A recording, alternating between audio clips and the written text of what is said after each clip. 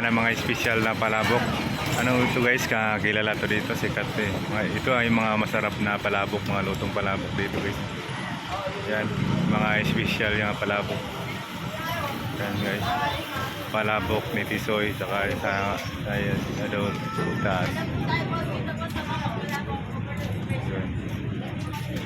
Yan mga masarap na ano, palabok.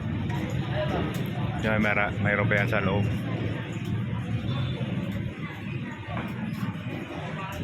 Ito lang guys sa ano, sa Quiapo lang ngayon guys. Dito na sa Quiapo. Sikat to guys, dito.